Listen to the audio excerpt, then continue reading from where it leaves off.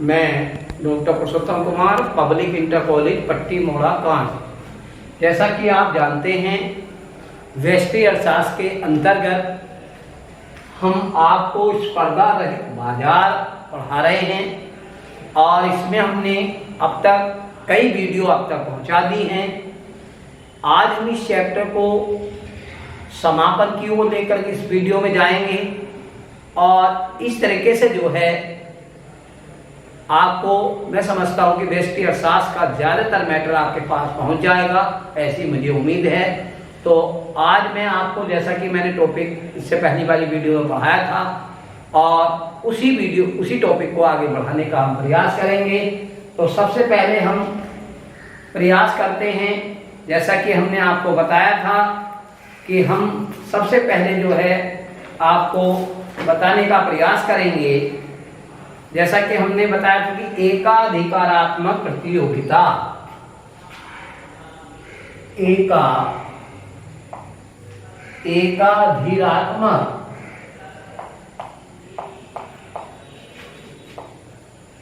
एकाधिरात्मक प्रतियोगिता। तो एकाधिरात्मक प्रतियोगिता किसे कहते हैं, यह समझना अत्यंत आवश्यक है। तो मैं इसको एक परिभाषा के माध्यम से आपको समझाऊंगा। इसको सबसे पहले मैं इस परिभाषा को बोर्ड पर लिखूंगा, उसके बाद इसको जो है आप तक पहुंचाने का प्रयास करूंगा। तो देखिए, ध्यान दीजिएगा, एकाधिरात्मक प्रतियोगिता क्या है। वह स्थिति, ध्यान दीजिएगा, वह स्थिति जिसमें अनेक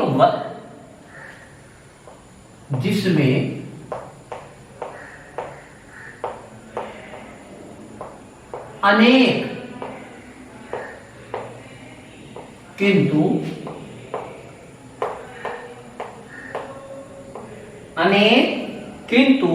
छोटे आकार की प्रतियोगी फर्में होती हैं। किंतु छोटे आकार की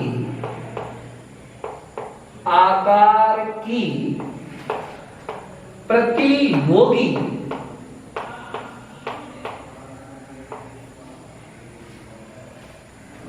फर्में होती हैं।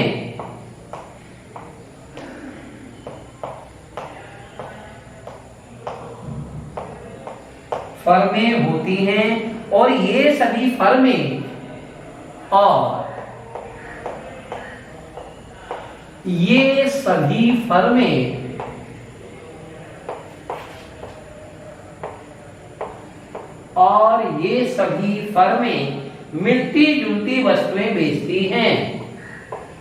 मिलती जुलती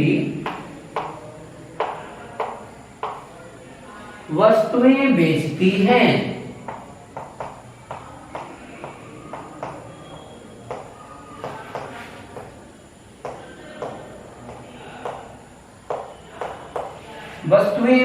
परंतु ये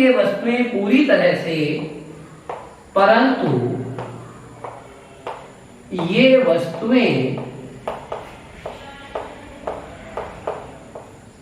पूरी तरह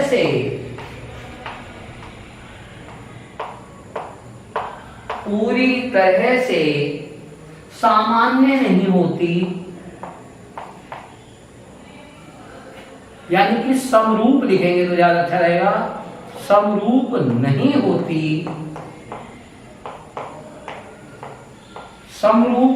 होती वस्तुओं में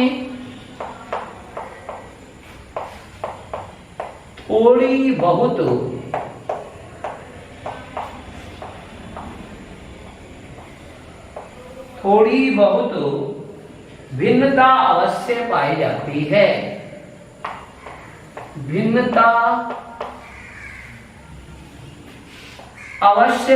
जाती है।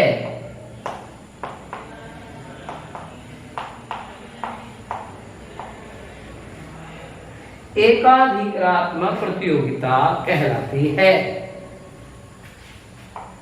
एकाधिरात्मक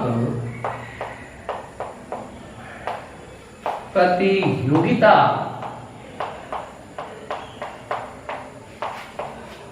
कहलाती है। देखिएगा, देखने में परिभाषा आपको बहुत बड़ी लग रही है, इसीलिए मैंने परिभाषा को सबसे पहले बोर्ड पर लिखा है।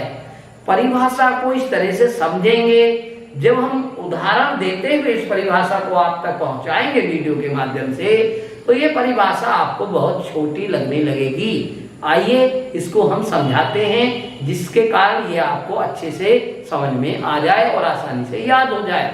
चलिएगा, ध्यान दें। तो वह स्थिति जिसमें अनेक किंतु छोटे आकार की प्रतियोगी फर्में होती हैं, यानी कि एकाधिकारात्मक प्रतियोगिता में अनेक फर्में होती हैं, परंतु उनका आकार कैसा होता है? छोटा होता है। तो छोटे आकार की अनेक फर्में, छोटे आकार की अनेक फर्में। देखो, सारी बात को ध्यान में रखते हुए इस लाइन में केवल एक बात ध्यान रखनी है हमें, छोटे आकार की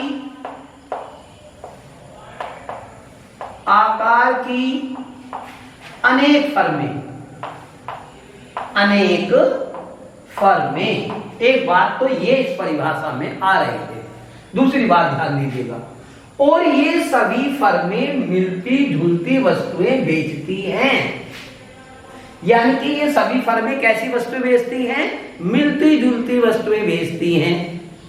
इसका मतलब इन छोटे आकार की अनेक फर्मों में मिलती जुलती वस्तुओं का उत्पादन होता है, मिलती जुलती वस्तुओं का उत्पादन होता है, इसलिए ये मिलती जुलती वस्तुएं बेचती हैं। कैसी वस्तुएं बेचती हैं? मिलती जुलती वस्तुएं बेचती हैं। ध्यान दीजिएगा, बहुत ही आसान हो जाएगी परिभाषा, ध्यान दें। तो यानी कि वह स्थिति जिसमें फर्में छोटे आकार की परंतु अनेक फर्में होती हैं। नंबर 1, वे एक जैसा उत्पादन, मिलता जुलता उत्पादन करती हैं, और मिलता जुलता उत्पादन करने के कारण ही वे मिलती जुलती वस्तुएं बेचती हैं। मतलब वस्तुएं होती एक जैसी हैं, परंतु उनमें संक्षिप्त डिफरेंस पाया जाता है। जैसे हमने इससे पहली वाली वीडियो में बताया था, मान लीजिएगा मैं साइकिल की बात करता हूं, तो साइकिल एटलस साइकिल और हीरो साइकिल दोनों साइकिलें हैं, कोई खास डिफरेंस नहीं है। लेकिन एटलस साइकिल जो है उसका एकाधिकार है, हीरो साइकिल वाले का अपना एकाधिकार है। दोनों साइकिलें हैं, दोनों में बहुत सारी समानताएं हैं, परंतु उसके बावजूद भी कुछ अंतर है।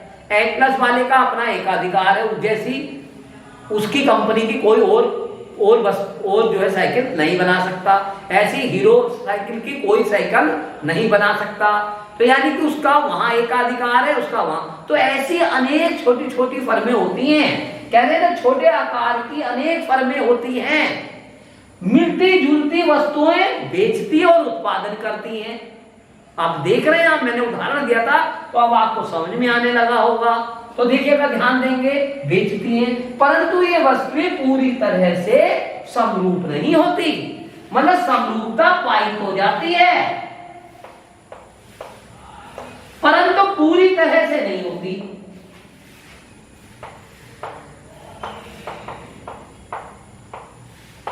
आपने देखा A1 साइकिल और एटलस साइकिल,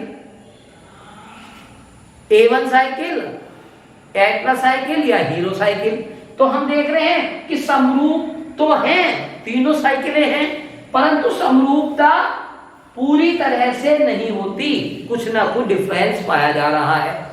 तो देखेगा, यानी कि एकाधिकारात्मक प्रतियोगिता वह प्रतियोगिता होती है, वह स्थिति होती है जिसमें छोटे आकार की अनेक फर्में होती हैं, मिलती जुलती वस्तुएं बेचती हैं और मिलती ही जुलती वस्तुओं का ही उत्पादन करती हैं।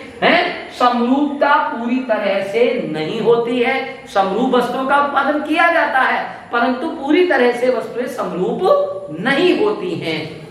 ठीक है, तो आप देख रहे नहीं होती हैं। वस्तुओं में थोड़ी बहुत भिन्नता अवश्य पाई जाती है, जैसा कि मैंने बताया A1 साइकिल या हीरो साइकिल या एटलस साइकिल, थोड़ी बहुत भिन्नता जरूर होती है। ऐसी प्रतियोगिता को एकाधिरात्मक प्रतियोगिता कहते हैं। तो आपने देखा कि वह प्रतियोगिता या प्रतियोगिता की वह स्थिति जिसके अंतर्गत छोटे आकार की अनेक फर्में होती हैं, वे क्या करती हैं, मिलती जुलती वस्तुओं का उत्पादन करती हैं और मिलती जुलती ही वस्तुएं बेचती हैं और समरूपता पूरी तरह से उसमें नहीं पाई जाती है। ऐसी प्रतियोगिता को एकाधिरात्मक प्रतियोगिता कहते हैं। परंतु बच्चों, एक बात आपको यहाँ पर विशेष ध्यान रखनी होगी। यहाँ पर अगर हम संक्षेप में चले जाएं तो हमें पता चलेगा कि ये जो इस प्रकार की प्रतियोगिता होती है, इसमें वस्तुओं को बेचने के लिए प्रत्येक उत्पादक को क्या करना होता है, बड़े पैमाने पर विज्ञापन करना होता है, प्रचार प्रसार करना होता है। तो चलिए आइए इसकी परिभाषा का अध्ययन करने के उपरांत, जैसा कि हमको बहुत कुछ पता चल गया है इसमें, तो इसकी परिभाषा का अध्ययन करने के उपरांत हम इसकी विशेषताओं का भी अवलोकन कर लेते हैं। तो हम इसकी जब विशेषताओं का अध्ययन करेंगे तो इसमें क्या विशेषताएं हो गई। नंबर 1 पहली विशेषता आप देखेंगे, आपकी परिभाषा से ही आपको इसकी विशेषताओं का पता चल जाएगा। नंबर 1 पहली विशेषता क्या है, इसमें छोटे आकार की अनेक फर्में होती हैं। पहली विशेषता, मिलती जुलती वस्तुओं का उत्पादन किया जाता है। दूसरी विशेषता, तीसरी विशेषता, मिलती जुलती वस्तुएं ही बेची जाती हैं। चौथी विशेषता, समरूप पूरी तरह से वस्तुएं नहीं होती हैं और इनको बेचने के लिए विज्ञापन व्यय भी काफी मात्रा में किया जाता है। तो देखिएगा, आपने यदि ये परिभाषा समझ ली है तो आप विशेषताएं भी बहुत आसानी से समझ लेंगे। आइए विशेषताओं का ही हम अध्ययन करते हैं। तो चलिएगा, ध्यान देंगे।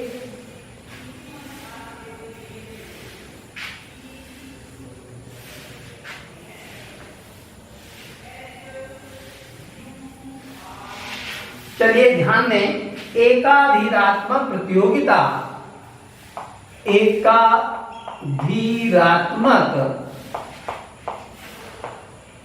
प्रतियोगिता की विशेषताएं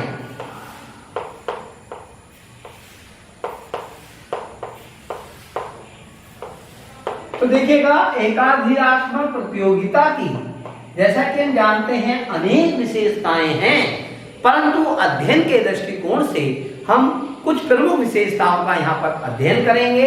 तो पहली विशेषता का हम यहाँ पर अध्ययन कर रहे हैं। पहली विशेषता है विक्रेताओं की अधिक संख्या।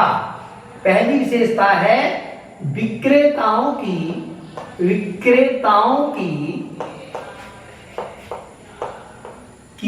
अधिक संख्या।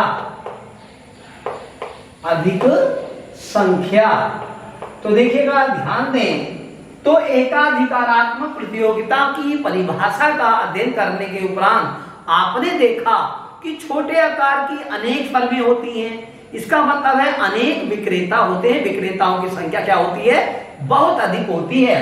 तो विक्रेताओं की संख्या क्या होती है, अधिक होती है। विक्रेताओं की संख्या क्या होती है, अधिक होती है। इसके बाद नेक्स्ट आप नंबर 2 ध्यान दीजिएगा, दूसरी विशेषता है वस्तु विभेद पाया जाता है। वस्तु विभेद, तो आपने देखा कि एकाधिकारात्मक प्रतियोगिता में जो वस्तुएं बनाई जाती हैं वो समरूप तो होती हैं, परंतु पूर्ण रूप से उसमें समरूपता नहीं पाई जाती, कुछ न कुछ अंतर अवश्य पाया जाता है। इसलिए कहा जाता है कि वस्तु विभेद भी देखने को मिलता है। इसके बाद तीसरी विशेषता की हम बात करेंगे, फर्मों का स्वतंत्र प्रवेश। फर्मों का स्वतंत्र प्रवेश। तो देखिएगा, ध्यान देंगे, जैसा कि हम अभी बता रहे थे कि छोटे आकार की अनेक फर्में होती हैं, वस्तुओं में समरूपता लेकिन इतनी नहीं पाई जाती है। तो क्या होता है, तो फर्में आसानी से प्रवेश कर सकती हैं, आसानी से प्रवेश फर्में कर सकती हैं, परंतु एकाधिकार की तुलना में उतनी आसानी से प्रवेश, मतलब एकाधिकार में उतनी आसानी से नहीं कर सकती, लेकिन एकाधिकारात्मक प्रतियोगिता में फर्में आसानी से प्रवेश कर सकती हैं। ठीक है नहीं, उसी तरीके की वस्तु को दूसरी कंपनी का नाम देकर के उत्पादन शुरू किया जा सकता है। ठीक है नहीं। अब चलिएगा नेक्स्ट बात हम करेंगे, चौथी बात कर लेते हैं, विक्रय लागतें। विक्रय लागतें, जैसा कि मैंने आपको बताया था कि जो एकाधिकारात्मक प्रतियोगिता होती है उसमें चूंकि वस्तुएं समरूप तो होती हैं, परंतु उसमें भी अंतर पाया जाता है, उतनी समरूप नहीं होती, थोड़ा थोड़ा डिफरेंस होता है। अतः उस डिफरेंस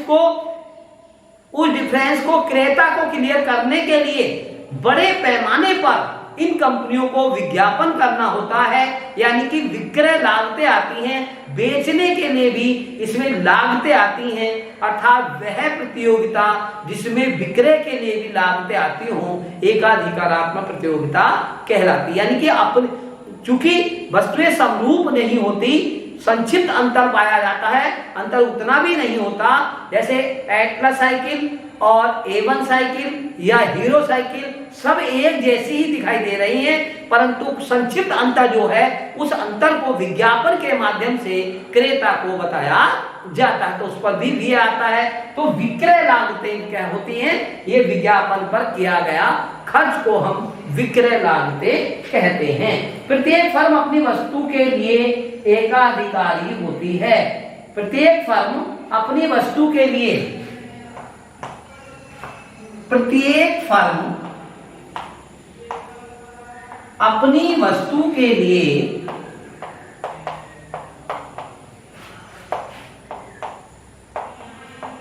एकाधिकारी होती है। या ध्यान देंगे, मतलब कहने का तात्पर्य है समरूप होते हुए भी संक्षिप्त अंतर पाया जाता है, अभी मैं बता रहा था। ठीक है, तो ऐसी स्थिति में प्रत्येक फर्म अपनी वस्तु के लिए एकाधिकारी तो होती है। जैसे हीरो साइकिल वाला है, हीरो साइकिल जो बन रही है वह हीरो साइकिल बनाने के लिए क्या है, एकाधिकारी है, कोई और व्यक्ति या कोई और फर्म हीरो साइकिल नहीं बना सकती। परंतु क्या होता है, प्रत्येक फर्म वाला जो व्यक्ति है वह अपनी वस्तु का निर्माण करने में एकाधिकारी होता है, परंतु वस्तुओं में फिर भी समरूपता उतनी नहीं पाई जाती। और इसी समरूपता को क्लियर करने के लिए मैंने बताया कि विक्रय लागतें आती हैं। ठीक, क्लियर। तो आप देख रहे हैं ये हो गई इसमें विशेषताएं।